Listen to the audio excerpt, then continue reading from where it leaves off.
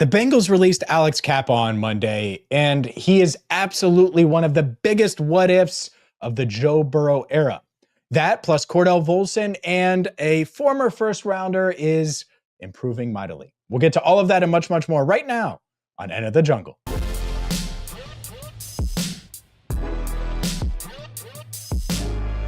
Hi again, everyone, and welcome in to Enter the Jungle. I'm James Rapien. He's Andrew Fox Miller. Make sure you catch us every single Tuesday at 8 Eastern right here on the YouTube channel Cincinnati Bengals Talk weekly on FanDuel Sports Network. And it is about that time, Andrew. And what does that mean? Time for a garage beer. Today's show brought to you by Garage Beer. Let's get into this Alex Cappa news that broke on Monday morning. The Bengals moving on from the right guard, and they save $8 million in cap savings. Before we get to the what-if part of it, of the Alex Cappa era, this was one of those inevitable moves that the Bengals had to make. More moves certainly coming where they're going to have even more cap space, but certainly moving on from Alex Cappa was something we all saw coming. This is just showing that the Bengals are obviously making space for free agency. What they do with it, of course, remains to be seen, but this is showing they're taking the matter seriously. We heard Duke Tobin, we heard Zach Taylor at the Combine talking about all this.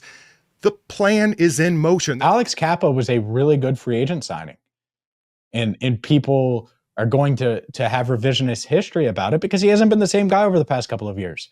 In 2022, he was their best offensive lineman, and he injured his ankle in Week 18 against the Ravens. I would have cut Alex Cappa too. I think we've known about it for months that they were going to, but he's one of the biggest what-ifs of the Joe Burrow era. Not the biggest, because I would go to Super Bowl 56 for that and say, man, if Quentin Spain knew how a double team worked with Aaron Donald, would that change things? If you could force him inside and have Trey Hopkins waiting on Aaron Donald right there, does Joe have the time he needs to bomb it to Jabbar? Anyways, that's the biggest what-if. The second biggest, or one of the other biggest what-ifs, is if Alex Cappa doesn't get hurt in 2022 and is starting at right guard for them, not just against the Ravens in that first playoff game, but against the Bills in Buffalo where they rolled the Bills. And then in the AFC Championship game against the Kansas City Chiefs. And that's the big one, because you're dealing with Chris Jones, you're dealing with that front of Kansas City, and it was a game that went down to the wire. They were without three of their starting offensive linemen. Cappa was their best offensive lineman that year. And so I'm going to ask you, Andrew, if Alex Cappa hadn't gotten hurt, would the Bengals have won the Super Bowl that season? So you call it a big what if, and I agree. I honestly hadn't thought about Cappa as a what if from that particular year, like as a major, let's put it this way. That game, the Kansas City game, championship, that will always be, to me, the coin flip game. That's the what if. Like, it's always been what if the Bengals weren't forced to play their starters in Week 18 against the Ravens that year? I'm thinking ahead now, Super Bowl. I don't know if they beat the Eagles that year. I think they could. They were on a 10-game win streak. Like you said, like they lost to 3 by the Chiefs. Like, and that was you had mentioned the Bills game. Decisive win over the Bills. That was a run. If Cappa remains anywhere near the same guard he was in 2022, moving forward, I mean, he'd still be on this team, of course. For sure. He was a great signing. Him and Karras. Ted Karras, both in that year. Man. Yeah, and I'll say it. Yeah, they would have beat the Eagles. Yeah. This is the same team that had Jesse Bates and had Von Bell playing at a high level, and Logan Wilson and Jermaine Pratt were playing at a high level. You have to think of it that way. Like, it's this team. That team was the best team. That was better than the Super Bowl team, and they barely lost to the Chiefs team on the road without 3 of their starting linemen. That's insane to say out loud, and yet that's the reality of things. And so, yeah, I mean, I think it's a huge what if. And it's a huge what if in Alex Cappa's career. And hopefully he lands somewhere and is able to keep playing. But he wasn't the same guy after that. Outside of a few games in 2023, he started off slow and then really ramped up his form, I thought, right before the bye in 2023 and went into the bye kind of looking like he was going to be the same guy. And then he came back and that just wasn't it. And then obviously this past season he struggled. And it's a shame because it happened to him in his prime. And sometimes injuries happen like that. And you look at the guy and he looks the same number 65 on his jersey. And yet when he gets out there, the results are different. And that's what this Alex Cappa scenario is. And it sucks because I agree with you. I think he was a good signing. In a perfect world, you would find the next Alex Cappa. Maybe you want little differences in traits, but you would find a stabilizing right guard in free agency. And I think that's why they made the move this week, is because they know that they're going to sign a guard in free agency. And why not create the space now and be able to have that flexibility? I hope you're right. Like we said, great signing at the time. I hope the lesson learned here for the front office is that investing a bit in your interior line is critical. I mean, you can't control injuries, especially when you need to play your starters, because the NFL rolls with some new rules on the fly and forces your starters to play week 18 of the regular season. But anyway, you can't control injuries, right? And the front office knows that, of course. But I hope they got a glimpse of what a strong interior line looked like in 2022 and hopefully want to restore that in 2025. We got to stick with the offensive line. And from Alex Cappa to new offensive line coach Scott Peters, he had some interesting comments about Cordell Volson. Hear what Scott had to say coming up next, right here on Enter the Jungle. Welcome back to Enter the Jungle. He's Andrew Fox Miller. I'm James Rapien. Catch us every single Tuesday at 8 Eastern on the YouTube channel Cincinnati Bengals Talk Weekly on FanDuel Sports Network. And let's get into Cordell Volson, still on the roster. Someone that I think regressed a little bit or didn't take the step forward that they were hoping he would in year 3. Now you bring in Scott Peters. He's a technician. He's an offensive line coach that certainly wants to maximize what players like Cordell can do on this offensive line. Interesting comments from Scott Peters on Volson last week at the Combine. He's played 3 years, right now, 3 years as a starter, and I really like the kid coming out of college. He's a tough guy. He's big. He's physical. He's got length. I think just kind of helping him find ways to utilize his tools better is one of the areas of, and you can do that through drilling and kind of emphasis on certain things where we think we can help him. But yeah, I think there were some things where hand placement was something that was difficult. Some of the set angles, and just kind of having the ability to capture cloth with his hands, and it's something we put a big premium on. I had Cordell at the East-West game, and I was impressed with him when I was with the Browns. I thought, I'd love to draft this guy because he had all the intangible things too. He's a tough kid, really loves the game. So just kind of helping him along in his career, take the next step is the goal. When you hear those comments, Andrew, what stands out? Because I think a lot of people heard that in the detail that Scott went into about Cordell, about hand placement, about his ability to improve, the fact that he coached him in the East-West Shrine game, all of those things. And it's like, oh, well, he really likes him. They're going to try to keep him around. Is that the vibe you're getting? It's definitely the vibe I'm getting. Like Peters, he's been doing his homework with Volson. He's been catching up on the guy. Like he's been watching film on Volson. That's premeditation. That is, I'm going to work with this guy. Yeah, for sure. And by the way, that has to be the mindset if you're the offensive line coach. I don't think that's necessarily determining or a sign that Volson is definitely going to be on the roster. And yet, it probably should be, at least at this stage, until they find a replacement. Unlike Cappa, if you're Volson and you're the Bengals, you don't want to move on from Volson before you have the plan in place. Unless it's a trade. And I mentioned that 2 weeks ago, right here on Cincinnati Bengals Talk, is, yeah, you can absolutely consider the trade route if you want to with a guy like Volson. He started a ton of games. He qualified for a playing time incentive bonus, essentially. His cap hit this year is $3.7 million. You could save $3.5 million with the trade or a release. There's some reason to say, yeah, if he's going to be a backup, if he's going to be behind Cody Ford coming off the bench, to move on from him. But you have to get to that point first. And I'm not sure they're there yet. Obviously, Ford is a free agent, and you have a guy in Volson who I think in an ideal world would be a backup. But are you paying $3.5 million for a backup? That's the hang up for the Bengals that they're going to have to figure out in the coming days and weeks. And that brings us right to what we're going to probably be talking about time and time again when it comes to the Bengals and free agency and re-signing guys and keeping guys. But they certainly can afford the $3.5 million. I don't know that will ever be in question, regardless of the outcome of the draft, regardless of the outcome, of course, of free agency.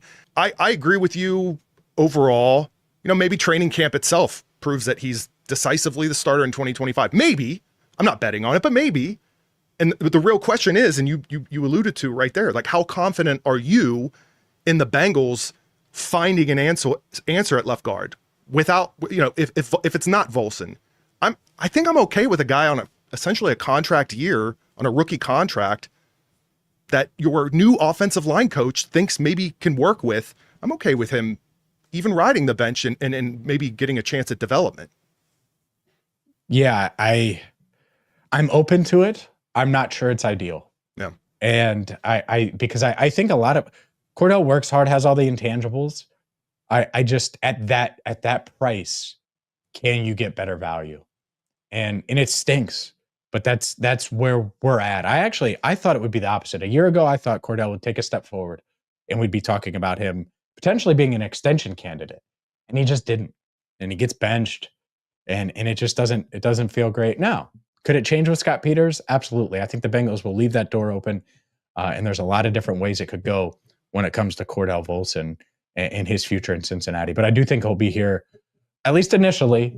Now, if the right team comes calling for a trade, could that change? Absolutely. I think a lot of people will view his play in recent years and say that's a dream scenario. That's not going to happen. And if so, I think the Bengals will probably hold on to him, maybe through training camp, make him win a job. Wouldn't be shocked there if they go that route to see if he does improve under Scott Peters. Time will certainly tell. Up next, the NFL Combine is in the books, and multiple positions, tight ends and running backs, shined at the Combine. Would the Bengals consider a tight end or a running back in round one? That's next. Welcome back to Enter the Jungle. I'm James Rapien. He's Andrew Fox Miller. Let's get into this, Andrew. Let's just say the Bengals are on the clock, 17th overall in April in the 2025 NFL Draft. And they pass on your favorite defensive lineman, whoever it is, or an offensive lineman that could play guard. And they take Boise State running back Ashton Jeanty with the 17th overall pick. Or they take Penn State tight end Tyler Warren with the 17th overall pick. Or they take Michigan tight end Colston Loveland with the 17th overall pick. What would your reaction be? Oh boy, here we go, James. Oh, here we go. What would your reaction be? Okay. If Gesicki isn't returning, like, I can understand best player available, Warren, Loveland on their board, and the Bengals taking a tight end. I could see that maybe happening, sure. But Jeanty, only a handful of running backs have been taken in the first round since 2020 or so. If the Bengals are taking an RB1, knowing there are running backs available on day two that could still be starters in the NFL, like knowing the repair needed on defense and the offensive line, drafting Jeanty would be something that would be, regardless, it would be something that would be heavily referenced and scrutinized until he proves he's a big factor in the team's success. Like, I don't even know what it would take, maybe like Jamar Chase levels of playmaking and difference making on the offense as a rookie. And even then, there's always the minority that will play the what if with like the Penei Sewell and that they passed on. And I'm all about best player available. Don't get me wrong. I get it. And if that's truly the answer, I'm on board, but that's a tough one. That's a really tough one. I think a lot of Bengals fans are with you, and so I'll make this declaration right now. Okay. There is not a scenario where if Ashton Jeanty is available at 17, he is not the best player available. There's zero scenarios. Zero. Right. He's probably a top 3 player in this draft, maybe top 5. Like but like, he's awesome. And the reason I bring this up is so we can start this conversation now, because you're preparing for me to cope. Not just you, everyone, because like if the Bengals are truly going best player available, there are zero scenarios where if Jeanty makes it, because the odds of that happening are very slim anyway. Sure. Should probably go top 10, will likely go top 10. If he makes it to 17, that player that you were hoping was going to be there at 17 either isn't there or has flags or is lower on the board, much lower on the board than Jeanty. And that's what I think is interesting. Now, you did mention the tight end element of this. And I disagree with you. I don't think Mike Gesicki has anything to do with what they should do in the first round. Zero. I don't think there's a factor there. I don't think it matters because you're talking about a wide receiver. Mike Gesicki's a wide receiver, baby. He's Tyler Boyd. He's insert whoever you want that plays the slot and kick outside some. What I like about Warren and Loveland is, one, Loveland had really good size, better size, I thought, when he was getting measured at the combine than people thought, just height, weight. But Warren's a really good blocker. People in the NFL think Loveland can be the next Sam Laporta. Freaking Tyler Warren was getting Jeremy Shockey comparisons. Like, that's really intriguing. And so here's what I would challenge. My challenge for the Bengals isn't, oh, we'll take one of these guys at 17, because that's not what I am. My motto is very simple. You draft players, not positions. And there are a lot of guys in the trenches that I would love at 17. But you can't just take a trench guy to take a trench guy. That's not what I'm in the business of. That's not what they should be in the business of. What free agency should do is it should set the table so they feel comfortable. I don't think Bengals fans will ever feel comfortable, most of them, with Ashton Genty at 17 overall. I just don't. I think they'll make the same faces that you do. They're like, oh, really? I mean, yeah, like, yeah, I really. love it, but we got a lot of work to do. It's that kind of reaction. And so that work needs to be solidifying defensive tackle, defensive end, guard. So if that is the scenario that presents itself, and Colston Loveland is the top player on your board when you're there at pick 17, or it's Genty, or it's Warren, or it's insert whoever, that you can take them without saying, man, but we really need this. That's what I never want to be in that scenario. Man, we really need this though. Like, that's the position you want to avoid. And that's what they need to do over the next few weeks. I 100% agree with you. And of course, I wasn't in this exercise going into it thinking there wasn't there wasn't going to be a scenario where we had everything we needed locked in prior to, day one of the NFL draft. Of course. I mean, aside from quarterback, maybe that's the philosophy, I think, going into any round. Players, not position. I get it. And man, oh man, this is going to be some free agency, James. It is. And it needs to be. All of these middle tier guys that they hit on, the Mike Hiltons, the Chidobe Awuzie's, even Trey Hendrickson to a large extent was considered a major risk when they did it. Now, it was, 4 years, $60 million is a steal for one of the top pass rushers. They didn't know he would be one of the top pass rushers. They were hoping. But a lot of teams in the NFL looked at that and they said, man, what an overpay, right? And making DJ Reader the highest paid nose tackle in the NFL at the time in 2020. Well, that's a middle tier guy that you were a bad football team and you had to pay that kind of number to get DJ to come here. You're not in that case anymore in that scenario. So can you get defensive tackles that are willing to come here? Absolutely. And I think that while this free agent class is lacking a lot of the big time guys, there are a lot of guys that could come in and play left guard, right guard, could play defensive tackle, defensive end. That will be upgrades. And so we'll see if they can get it to that point. That should be their goal. That doesn't mean that you don't take a defensive tackle or defensive end. Then it'd be great if you could get some extra juice in the trenches after already addressing those spots in free agency to a place where you feel pretty good about, where you don't have to reach or push it in the first round of the draft. You're speaking my language here. I agree. It's Get not that going to line work up done. that way, though. You know that, but let's be idealistic here. Okay, Why fine. isn't it going to line up that way? That should be it. Why wouldn't it? It should be. You could sit there and say the standard all you want. And expectations, I'm going to be in line with you on. Don't get me wrong. But I'm also going to go into this thinking we got some work to do. I hope I'm wrong. But until I'm proven otherwise. Oh my goodness. All right. Well, Duke, call me. Don't call Andrew. Up next, speaking of the first round, a former Bengals first round pick is making progress, baby. And I love to see it. We'll talk about Dax Hill coming up next. Welcome back to Enter the Jungle. He's Andrew Fox-Miller. I'm James Rapien. Anyone that watches Cincinnati Bengals talk knows that I'm a big Dax Hill guy. I'm a believer in Dax Hill.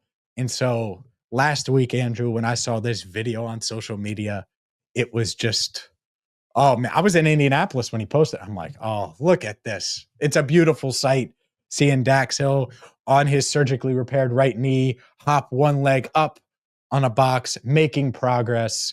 It's exactly what you want to see from, man, he's only 24.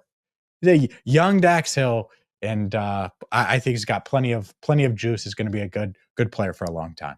Of course I like what I'm seeing here. It doesn't look like a guy that's caught up and worrying about what's going to happen on, the next episode of Severance. He's not binge watching shows on Netflix right now. This dude is putting in the work. He's I not love you. it.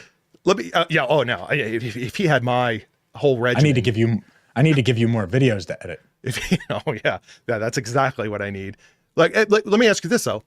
Speaking of Dax, assuming everything's on the right track here, Mike Hilton, cryptic message on social media, assuming Hilton's out the door in Cincinnati, of course, do we plan on Dax sliding into that role? Like, is this the redemption sort of move here, or what are we thinking?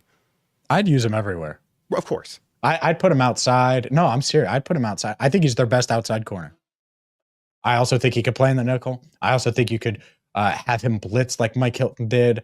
I would use him the way Lou should have used him 2 years ago or 3 years ago when he was drafted, all over the field. And I think one of my big combine takeaways, and we posted it on our YouTube channel, Cincinnati Bengals Talk, is Duke Tobin praising Dax Hill. So yeah, I think the front office is bullish on him. I don't know why Al Golden wouldn't be. Dax, get healthy, get right. You're going to make a huge impact in 2025. We're going to have you covered all free agency long, all off season long. So make sure you check us out, Cincinnati Bengals Talk on YouTube. For Andrew Fox